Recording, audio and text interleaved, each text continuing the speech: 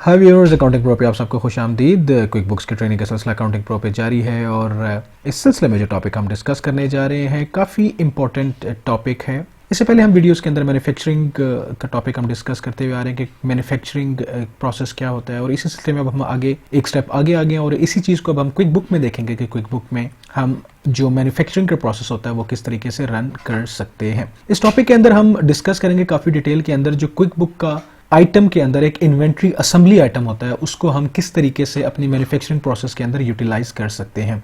समझना बहुत ज़रूरी है इस डिटेल के साथ इस आइटम टाइप को, क्योंकि आप इस इन्वेंट्री असेंबली आइटम को जब तक नहीं समझेंगे आप अपना मैन्युफैक्चरिंग का प्रोसेस जो है वो रन नहीं कर पाएंगे। अब जो इन्वेंट्री असेंबली आइटम टाइप है क्विक बुक्स के अंदर, ये होता क्या है। अब अगर आप असेंबली की बात करें, अगर हम बात करें मैन्युफैक्चरिंग की, तो मैन्युफैक्चरिंग बेसिकली होती क्या है कि आप रॉ मटेरियल से जो आपके डिफरेंट कंपोनेंट्स होते हैं उनसे मिला के एक नई प्रोडक्ट जो है वो बनाते हैं। क्विक बुक्स के अंदर भी इसी तरह जो इन्वेंट्री असेंबली आइटम होता है वो एक आइटम टाइप होती है। अगर आप क्विक बुक्स यूज करते हैं तो क्विक बुक्स के अंदर मैंने आइटम लिस्ट के बारे में काफी डिटेल में पढ़ाया है। इसी चैनल के ऊपर आइटम लिस्ट से रिलेटेड डिटेल्ड लेक्चर मौजूद है, उसको अगर आप पढ़ेंगे तो आपको पता चल जाएगा कि आइटम लिस्ट क्या होते हैं, उनकी टाइप्स क्या होती हैं और हर टाइप का पर्पज क्या है। इन्वेंट्री असेंबली उसके अंदर मैंने नहीं पढ़ाया था। इन्वेंट्री असेंबली मैंने इसलिए नहीं पढ़ाया था कि इन्वेंट्री असेंबली एक डेडिकेटेड टॉपिक है, उसको जब एक लेवल आएगा मैन्युफैक्चरिंग का उस वक्त हम उसको डिटेल में पढ़ेंगे, और अब वो लेवल आ चुका है कि हम उसको इन्वेंट्री असेंबली आइटम को डिटेल में पढ़ें। ये एक स्पेसिफिक आइटम टाइप होती है जिसके अंदर हम मुख्तलिफ तरह के आइटम्स को असेंबल करते हैं और या फिर हम फिनिश्ड गुड्स बनाते हैं। अब जो फिनिश्ड गुड्स हम बनाते हैं वो मुख्तलिफ तरह के बंडल आइटम्स जो हैं वो डिफरेंट तरह के जो रॉ मटेरियल आइटम्स होते हैं या पहले से कोई जो चीजें तैयार होती हैं उनको हमको असेंबल करके हम जो है वो एक चीज तैयार करते हैं, दैट इज फिनिश्ड गुड्स। अब जो इन्वेंट्री असेंबली होती है वो एक सिंगल क्वांटिटी में आप उसको सेल कर सकते हैं। फॉर एग्जांपल अगर एक कार है तो कार जब वो तैयार हो रही है तो एक सिंगल यूनिट में वो सेल हो रही है, लेकिन जिस वक्त वो बनती है तो उसके अंदर डिफरेंट कंपोनेंट है, उसको मिल के असेंबल होके एक आइटम बनता है जिसको आप मार्केट में उसको सेल करते हैं। अब जो इन्वेंट्री असेंबली आइटम है ये क्विक बुक्स डेस्कटॉप प्रीमियर के अंदर, quick books desktop enterprise solution के अंदर अवेलेबल है। क्विक बुक्स डेस्कटॉप प्रो यानी कि जो सबसे बेसिक वर्जन है क्विक बुक का, उसके अंदर इन्वेंट्री असेंबली आइटम मौजूद नहीं होता। अब अगर हम थोड़ा सा डिटेल में आगे जाके देखें तो इन्वेंट्री जो आइटम टाइप्स हैं वो कौन कौन से इस असेंबली आइटम के साथ लिंक किए जा सकते हैं। जो इन्वेंट्री असेंबली आइटम है ये बेसिकली एक आइटम बनता है मुख्तलिफ आइटम्स को जोड़ के एक नया आइटम, जिसको आप बिल ऑफ मटेरियल्स भी कहते हैं। बिल ऑफ मटेरियल्स क्या है? Bill of materials basically different items की एक लिस्ट होती है जिसमें ये हम डिफाइन करते हैं कि ये सारे आइटम मिला के एक नया आइटम बनाएंगे, और डिफरेंट तरह के यूनिट ऑफ मेजर्स जो होते हैं वो उसको आप यूज कर सकते हैं। कोई चीज लीटर में है, कोई चीज केजीज में है, कोई चीज मुख्तलिफ तरह की यूनिट ऑफ मेजर, उनको मिला के अगर हम जो भी आइटम हम बनाएंगे वो हमारी फिनिश गुड्स होगी, फिनिश प्रोडक्ट होगी, और जो उसकी लिस्ट बनेगी उसको बिल ऑफ मटेरियल्स कहते हैं। अब जो बिल ऑफ मटेरियल होता है क्विक बुक का, उसके अंदर कौन कौन से आइटम्स ऐड हो सकते हैं? उसके अंदर इन्वेंट्री पार्ट ऐड हो सकता है, उसमें इन्वेंट्री असेंबली ऐड हो सकती है, नॉन इन्वेंट्री पार्ट हो सकते हैं, और अदर चार्ज जो है ये आइटम उसमें इन्वेंट्री असेंबली के अंदर ऐड हो सकते हैं। अब ये सारे जो इन्वेंट्री पार्ट है, इन्वेंट्री असेंबली है, नॉन इन्वेंट्री पार्ट है, अदर चार्ज है, इन सब के बारे में मैंने क्विक बुक्स में जो आइटम लिस्ट वाला जो लेक्चर है उसके अंदर मैंने काफी डिटेल में पढ़ाया है। आप पहले उस वीडियो को डिटेल में देख लीजिए, वो उस वीडियो को समझिए कि आइटम लिस्ट क्या होती है क्विक बुक की। जिस वक्त आप उसको समझ लेंगे तो फिर ये एडवांस लेवल का जो आपका इन्वेंट्री असेंबली है ये आपको काफी अच्छे तरीके से समझ आ जाएगा। यहाँ पे हम बात कर रहे हैं बिल ऑफ मटेरियल्स की, कि बिल ऑफ मटेरियल्स क्या होता है। बिल ऑफ मटेरियल्स की अगर हम बात करें, जिसको हम नॉर्मली BOM भी कहते हैं, तो बिल ऑफ मटेरियल जो है वो एक लिस्ट होती है रॉ मटेरियल्स की, कंपोनेंट्स की, और उसके साथ कुछ इंस्ट्रक्शंस होती हैं कि जो मैन्युफैक्चरर के लिए होती हैं, उसमें किसी भी प्रोडक्ट को बिल्ड करने के लिए, रिपेयर करने के लिए, सर्विस करने के लिए। तो उसके बिल ऑफ मटेरियल के अंदर जो है वो एक डिटेल बताई जाती है कि किस तरह एक प्रोडक्ट जो है वो बनाई जाएगी, फिनिश गुड्स की शक्ल में लाई जाएगी, और उसमें कौन कौन से कंपोनेंट्स जो है वो इस्तेमाल होंगे। स्क्रीन के ऊपर आप देख सकते हैं राइट साइड के ऊपर कि आपका जो है वो एक सिंगल लेवल का बिल ऑफ मटेरियल और एक मल्टीपल लेवल का बिल ऑफ मटेरियल है। आप स्क्रीन पे देख सकते हैं कि एक फिनिश जो प्रोडक्ट है मेरे पास, जिसको व्हील बैरो यानी कि एक रेडी है, वो तैयार करनी है मैंने, और उसके अंदर जो सब कंपोनेंट्स हैं यानी कि लेवल 1 जो उसका BOM है वो अगर हमने बनाना है तो वो कैसे होगा कि उसके अंदर एक व्हील देखें, उसके अंदर लगा है, लेग्स उसके अंदर मौजूद हैं, उसके हैंडल्स हैं, और उसके अंदर बकेट ट्रे यानी कि जो बाल्टी है जिसके अंदर आप वो कोई भी रेत, बजरी, आटा, कुछ भी आप उसके अंदर जो है वो लाद के सामान रख के उसके अंदर लेकर जा रहे हैं। तो ये चीजें अगर तो आप व्हील परचेस कर रहे हैं, लेग्स आप परचेस कर रहे हैं, हैंडल्स आप परचेस कर रहे हैं, बकेट ट्रे परचेस करके उसको असेंबल करके एक फिनिश गुड बना रहे हैं तो फिर आपकी सिंगल लेवल का BOM बनेगा। लेकिन अगर आप इससे भी नेक्स्ट लेवल के ऊपर जा रहे हैं तो फिर देखें क्या होगा कि व्हील है, व्हील के अंदर अगर आप देखें एक्सल है, एक्सल के अंदर फिर उसका स्पेसर है, स्पेसर के अंदर फिर एक्सल ब्रैकेट्स जो है वो लग रही हैं। लेग्स की अगर हम बात करें, लेग बेसेस उसके अंदर हैं, 2 इंच के बोल्ट्स उसके अंदर फीड हो रहे हैं। हैंडल्स की अगर हम बात करें, व्हील गार्ड उसके अंदर लग रहे हैं, स्पेसर्स उसके अंदर लग रहे हैं। और इसी तरह बकेट या ट्रे की हम बात करें तो उसके अंदर 3 इंच के बोल्ट्स हैं, 5 इंच के बोल्ट्स हैं। तो यानी कि सबसे पहले हमारा जो रॉ मटेरियल है वो कन्वर्ट हो रहा है व्हील के अंदर, लेग्स के अंदर, हैंडल्स के अंदर, बकेट ट्रे के अंदर, और यहां से फिर ये कन्वर्ट हो रहा है आगे आके फिनिश्ड गुड यानी कि फिनिश प्रोडक्ट के अंदर। अब क्विक बुक की अगर हम देखें तो क्विक बुक के अंदर जो बिल ऑफ मटेरियल की शक्ल होगी वो इस तरीके से आएगी कि आप ये देख सकते हैं कि ये बेसिकली इन्वेंट्री असेंबली आइटम की एक शक्ल है, जिसको हम अभी जाके प्रैक्टिकली अभी हम क्विक बुक में हम जाके डिटेल में देखेंगे। आप ये देख सकते हैं कि बिल ऑफ मटेरियल के अंदर पूरी लिस्ट आ रही है कि बकेट ट्रे है, हैंडल्स हैं, लेग्स हैं, व्हील है, एक्सल ब्रैकेट्स हैं, और आगे उसकी क्वांटिटी दी हुई है कि कितनी कितनी क्वांटिटी वो यूज हो रही है, उसकी प्राइस आ रही है, और टोटल उसकी कॉस्ट आ रही है कि 4,578 रुपए, 4,578 रुपीज की कॉस्ट कर रही है एक ये व्हील बैरो यानी कि ये ट्रॉली बनाने के लिए। तो अब ये मैंने सारा किस तरीके से किया है, किस तरीके से हम एक बिल ऑफ मटेरियल क्रिएट कर सकते हैं, किस तरीके से हम फिनिश गुड प्रोडक्ट जो है वो एक रॉ मटेरियल से बना सकते हैं। तो उसके लिए हमें जाना पड़ेगा क्विक बुक के अंदर। तो चलते हैं क्विक बुक्स के अंदर, और क्विक बुक्स की स्क्रीन आपके सामने है। क्विक बुक की स्क्रीन में आप देख सकते हैं कि होम स्क्रीन आपके पास सामने है, और होम स्क्रीन पे सबसे पहले हम क्या करते हैं कि हम अपनी आइटम लिस्ट के अंदर जाते हैं। आइटम लिस्ट को एक्सेस करने का तरीका क्या है कि आप स्क्रीन के ऊपर राइट साइड पे आप ये देखें आइटम्स एंड सर्विसेज आपको नजर आएगा, यहाँ से आप जा सकते हैं, या फिर आप लिस्ट में जाएंगे और लिस्ट में जाके आप यहाँ से आइटम लिस्ट के अंदर जाएंगे। आइटम लिस्ट के अंदर जाएंगे तो आप ये देखेंगे कि मैंने पहले से आइटम्स क्रिएट कर लिए हैं इसके अंदर, कि आप ये देख सकते हैं कि ये मेरे मेन आइटम्स हैं, ये इसके अंदर इन्वेंट्री पार्ट है, ये उसकी cost of goods sold account है, ये उसके आगे इनकम अकाउंट है, ये उसकी कॉस्ट है, और ये उसकी सेल प्राइस है। इसके बाद इसका आगे अगर हम थोड़ा सा डिटेल में मजीद देखें तो ये हमारा इसके बाद यूनिट ऑफ मेयर इसके अंदर आ रहा है, और इसके बाद उसकी मेरे पास जो टोटल क्वांटिटी अवेलेबल है इस वक्त मेरे पास इन तमाम आइटम्स की, वो सारी यहाँ रिपोर्ट के अंदर शो हो रही है। ये सारी चीजें किस तरीके से, ये इन्वेंट्री पार्ट मैंने किस तरीके से क्रिएट किया है, ये किस तरीके से बनाया, ये सारी चीजें मैंने पहले पढ़ाई हुई हैं। इन्वेंट्री जो मेरा आइटम लिस्ट का दोबारा से बता रहा हूँ कि जो वीडियो है उसके अंदर मैंने काफी डिटेल में पढ़ाई है कि इन्वेंट्री पार्ट क्या होता है, इसका मकसद क्या होता है। तो आप पहले उस वीडियो को देख लें, समझ लें कि इन्वेंट्री पार्ट कैसे क्रिएट होता है। अगर आपने वो इन्वेंट्री पार्ट सीख लिया तो फिर आप ये सारे इस तरीके से आप इन्वेंट्री पार्ट क्रिएट कर सकते हैं। आप ये देख सकते हैं कि मेरे पास यहाँ पे अगर मैं अपने आइटम लिस्ट की बात करूं तो आइटम लिस्ट के अंदर अगर आप देख सकते हैं कि ये मेरा मेन जो कंपोनेंट है उसके अंदर मेरे देखिए ये बकेट ट्रे है, हैंडल्स हैं, लेग्स हैं, व्हील मेरे पास जो है ये इसके मेन कंपोनेंट्स है। और अगर मैं सब कंपोनेंट्स की बात करूं तो सब कंपोनेंट्स में मेरे पास बोल्ट्स हैं, 2 इंच का बोल्ट है, 3 इंच बोल्ट है, 5 इंच बोल्ट है, और इसी तरह मेरे सब कंपोनेंट्स के अंदर एक्सल है, एक्सल ब्रैकेट्स हैं, लेग्स है, स्पेसर है, और व्हील गार्ड मौजूद है। तो ये सारे आइटम्स जो यहाँ पे आपको बिल ऑफ मटेरियल के अंदर मैंने यहाँ पे दिखाए हैं कि इसके अंदर ये चीजें, ये सारी की सारी मैंने क्विक बुक्स के अंदर आपके सामने क्रिएट कर दी हैं। आप ये देख सकते हैं कि अगर मैं किसी भी एक आइटम को एडिट करता हूँ, एक बकेट ट्रे है, इसको मैं राइट क्लिक करता हूँ, इसको मैं एडिट करता हूँ, तो एडिट करते वक्त आप ये देख सकते हैं कि ये मेरा इन्वेंट्री पार्ट है, बकेट ट्रे है, ये सब आइटम है, किसका मेन कंपोनेंट का सब आइटम है, यूनिट ऑफ मेजर इसका ईच है कि एक एक करके मैं इसको फिट करूंगा, परचेज कर रहा हूँ, ये फिट करूंगा। कॉस्ट मेरी ये 1000 रुपीज की मुझे ट्रे आ रही है, 1300 की ये सेल प्राइस है इसकी। और इसके बाद फिर यहाँ पे नीचे इन्वेंट्री अकाउंट है, इन्वेंट्री एसेट अकाउंट, और यहाँ पे मैंने इसको देखे चार्ट ऑफ अकाउंट के में अंदर मैंने बता दिया कि स्टॉक इन हैंड के अंदर आएगा। अब चार्ट ऑफ अकाउंट के बारे में मैंने काफी डिटेल में पढ़ाया हुआ, अगर आपको चार्ट ऑफ अकाउंट के बारे में नहीं पता तो चार्ट ऑफ अकाउंट का भी वीडियो इसके अंदर अवेलेबल है, उसको भी डिटेल में पढ़ लें। चार्ट ऑफ अकाउंट पहले आपने सारा अपना क्रिएट कर लेना है, इसके बारे में मैंने सारा बताया हुआ कि किस तरीके से क्रिएट करना है, पेरेंट अकाउंट क्या होता है, सब अकाउंट क्या होता है, ये सारी चीजें इसके अंदर अवेलेबल है। तो ये आइटम मैंने इन्वेंट्री पार्ट मैंने क्रिएट कर लिया है, इन्वेंट्री पार्ट के अंदर मैंने सारे आइटम्स क्रिएट कर लिए हैं, मेन कंपोनेंट है, फिर इसके बाद सब कंपोनेंट्स है। और आप ये नीचे देखिए मेरे पास यहाँ पे सबसे लास्ट में आइटम जो आ रहा है दैट इज इन्वेंट्री असेंबली। अब ये इन्वेंट्री असेंबली बेसिकली क्या है, इन्वेंट्री असेंबली ये इन जो आइटम्स हैं ये सारे इन आइटम्स को मिला के एक नया आइटम बना है, वो इन्वेंट्री असेंबली बना है। अब इस लेक्चर के अंदर बेसिकली हमने सीखना ही ये है कि इन्वेंट्री असेंबली हम बनाते कैसे हैं, इन्वेंट्री असेंबली को हम किस तरीके से बनाते हैं, कि आइटम की रेसिपी अगर हमारे पास ऑलरेडी अवेलेबल है, बिल ऑफ मटेरियल हम किस तरीके से डिजाइन करेंगे। तो सबसे पहले हम क्या करते हैं कि सबसे पहले हम क्या करेंगे, आइटम्स में जाएंगे, और आइटम्स में जाके आप न्यू आइटम में जाएंगे, और न्यू आइटम में जाके आप यहां से सिलेक्ट करेंगे इन्वेंट्री असेंबली।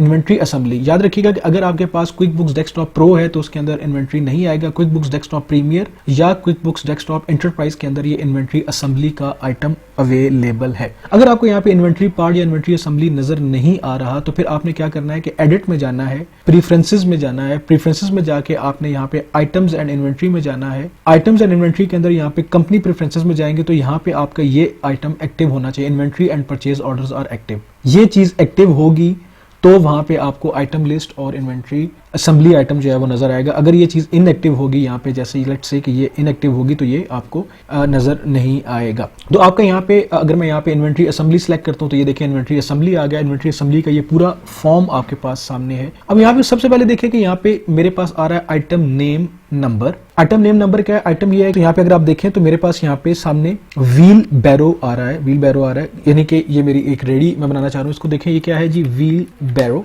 अब ये देखिए किसी का ये सब आइटम नहीं है, यानी कि ये खुद एक मेन आइटम है जिसको मैंने सेल करना है। और अगर मैं ये व्हील बैरो जो है वो किसी से परचेज करता हूँ और परचेज करके आगे सेल कर देता हूँ, मैं ये इस पे क्लिक करूंगा तो ये इन्वेंट्री असेंबली, यानी कि मैं किसी से परचेज कर रहा हूँ और आगे जाके मैं इसी तरह सेल कर रहा हूँ। तो ये मैं परचेज नहीं कर रहा बल्कि मैं खुद मैन्युफैक्चर कर रहा हूँ। तो व्हील बैरो मैं क्या करूंगा, क्रिएट करूंगा। उसके बाद ये देखिए यूनिट ऑफ मेजर है। यूनिट ऑफ मेजर क्या है कि मैं इसको किस फॉर्म में सेल करूंगा या परचेज करूंगा। तो जाहिर सी बात है इसको मैं एक एक करके सेल करूंगा, ईच यानी कि एक एक रेडी में इसको बेचूंगा। तो अगर आपने यूनिट ऑफ मेजर के बारे में नहीं पढ़ा अभी तक, यूनिट ऑफ मेजर के बारे में अगर तक नहीं समझा, तो इसी चैनल के ऊपर मैंने यूनिट ऑफ मेजर के बारे में काफी डिटेल में पढ़ाया है, तो उसको आप पढ़ लीजिए। उसमें मैंने समझाया हुआ है कि यूनिट ऑफ मेजर क्या होता है। उसके बाद यहाँ पे अगर आप नीचे हैं तो ये देखिए नीचे कॉस्ट का ऑप्शन आ रहा है कि इस व्हील बैरो की कॉस्ट क्या होगी। तो मैं इस पर अगर क्लिक करूं तो मेरे पास देख 3 ऑप्शन आएंगे। पहला ऑप्शन है use global preferences. Global preferences क्या है? ग्लोबल प्रेफरेंसेस ये है कि आपकी जो स्टैंडर्ड प्राइस होगी यहां से वो ऑटोमेटिकली उठा लेगा। यूजर डिफाइंड कॉस्ट, यानी कि मैं यहां से बताऊंगा कि ये मुझे कितने की कॉस्ट कर रहा है टाइप करके।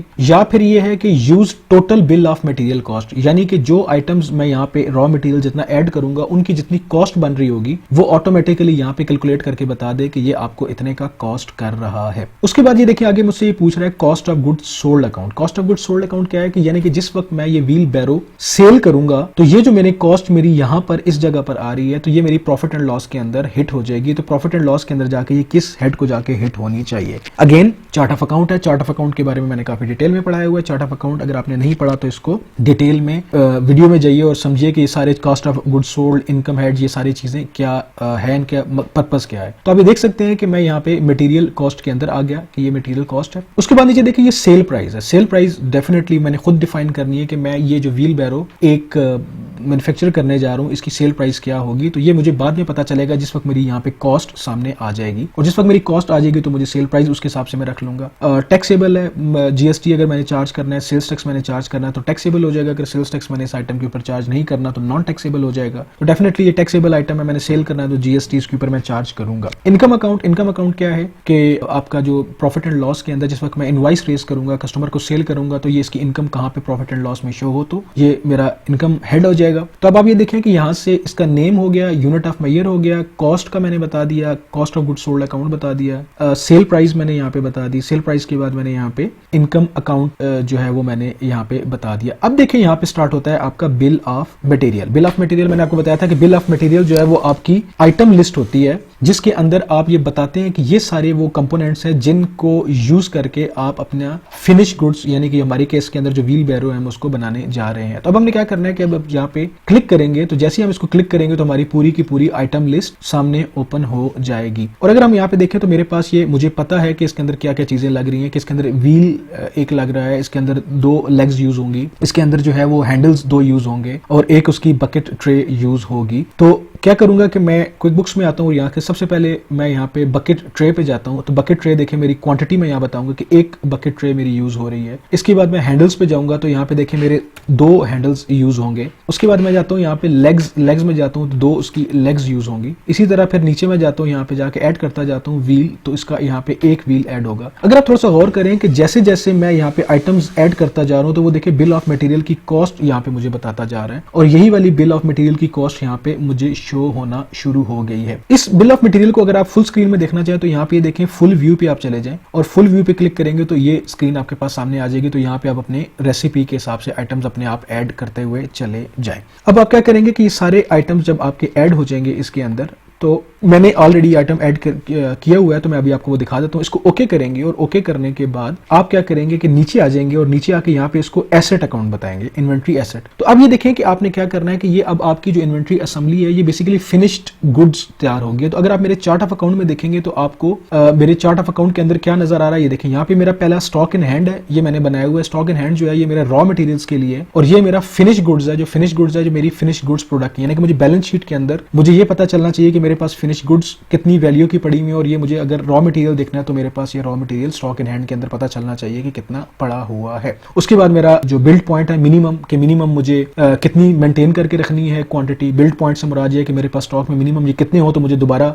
मैन्युफैक्चर प्रोसेस रन करने चाहिए। मैक्सिमम मैं अपने स्टॉक में कितनी रख सकता हूँ, ऑन हैंड अगर मेरे पास ऑलरेडी पड़ी हुई है तो कितनी है और उनकी वैल्यू क्या है। तो मैं इसको यहाँ से कैंसिल करता हूँ और मैं उस आइटम को ओपन करता हूँ जो मैंने ऑलरेडी क्रिएट किया हुआ है। मैं इसको एडिट कर देता हूँ और एडिट करने के बाद आप ये देख सकते हैं कि ये मेरा पूरा ऑलरेडी बिल ऑफ मटेरियल जो है पूरा तैयार है। इसमें आप देख सकते हैं कि एक बकेट ट्रे है, इसके अंदर जो है वो दो हैंडल यहाँ पे ऐड हैं, इसकी दो लेग्स हैं, एक इसके अंदर व्हील है, एक्सेल इसका जो है वो एक इसके अंदर है, दो इसकी जो एक्सेल ब्रैकेट्स हैं, 2 इंच के बोल्ट्स जो है इसके 4 हैं, 3 इंच के बोल्ट इसके अंदर 2 लगे हैं, 5 इंच के बोल्ट्स इसके अंदर 2 यूज हुए हैं, लेग ब्रेसेस जो है वो 2 यूज हुई हैं, स्पेसर इसके अंदर 4 यूज हुए हैं, और व्हील गार्ड जो है वो इसका 1 यूज हुआ है। अगर मैं टोटल BOM की बात करूं तो ये देखिए 5328 रुपीज का टोटल BOM मेरा यहाँ पे बना है, यानी कि टोटल जो मेरी कॉस्ट आ रही है बिल ऑफ मटेरियल की कॉस्ट वो इतनी आ रही है। इसके अलावा देखें अगर मैं इसकी सेल प्राइस रखना चाहता हूँ तो सेल प्राइस मेरी जो है वो 7000 रुपीज की मैंने इसकी सेल प्राइस रखी है, यानी कि इसके ऊपर ऑलमोस्ट 1700 रुपीज का मैंने प्रॉफिट इसके ऊपर रखा है। जो ये कि आपको प्रॉफिट मार्कअप जो है वो कैलकुलेट भी करके बता रहा है कि 34.6% आपका मार्जिन इसके ऊपर आ रहा है। तो इस तरीके से मैंने यहाँ पे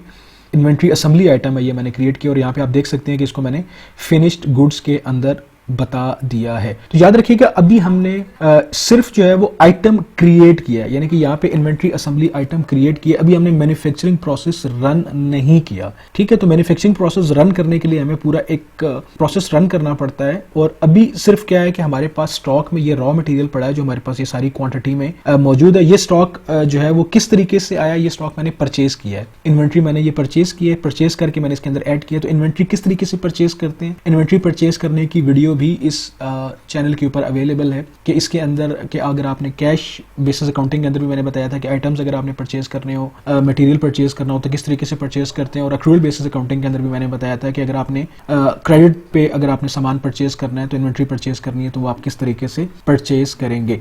तो अभी तक इस वीडियो के लिए अभी इतना ही है। नेक्स्ट वीडियो में अभी हम क्या करेंगे कि हम ये जो इन्वेंट्री असेंबली आइटम हमने बनाया, इन्वेंट्री असेंबली आइटम ये वाला, इसको अब हम किस तरीके से मैन्युफैक्चरिंग के अंदर लेकर आएंगे। मैन्युफैक्चरिंग के अंदर क्या होगा कि इसको रन हम किस तरीके से करेंगे। तो हमें क्या करना है कि यहाँ से देखें वेंडर्स मेन्यू में जाएंगे, और वेंडर्स मेन्यू में जाके इन्वेंट्री असेंबली और इन्वेंट्री असेंबली के अंदर इन्वेंट्री एक्टिविटीज और इन्वेंट्री एक्टिविटीज के अंदर जाके हम यहाँ पे बिल्ड असेंबलीज करेंगे, यानी कि हम अपना पूरा मैन्युफैक्चरिंग प्रोसेस रन करेंगे। तो अब अपने नेक्स्ट वीडियो के अंदर हम देखेंगे कि बिल्ड असेंबलीज बेसिकली क्या होती हैं, कि असेंबलीज को बिल्ड किस तरीके से किया जाता है। तो अभी तक के लिए इतना ही इस वीडियो के अंदर। उम्मीद है कि आपको अच्छे तरीके से समझ आ गई होगी कि इन्वेंट्री जो असेंबली आइटम है ये क्या है, इन्वेंट्री असेंबली आइटम किस पर्पस के लिए यूज होता है, और इसको हम किस तरीके से यूज कर सकते हैं अपनी मैन्युफैक्चरिंग के अंदर। तो अभी हमने सिर्फ याद रखिएगा कि क्विक बुक्स के हम बेसिक लेवल से अब हम एडवांस लेवल की तरफ आहिस्ता आहिस्ता शिफ्ट होते जा रहे हैं। बेसिक लेवल के तमाम जो लेक्चर्स थे वो ऑलरेडी इसके अंदर क्विक बुक्स की जो मेरा चैनल है इसके ऊपर अवेलेबल थे। अब एडवांस लेवल में अब आप एक स्टेप आगे आ गए। अगर आप क्विक बुक्स इंप्लीमेंट करने जा रहे हैं मैन्युफैक्चरिंग यूनिट के अंदर, और वहाँ पे डिफरेंट तरह के रॉ मटेरियल से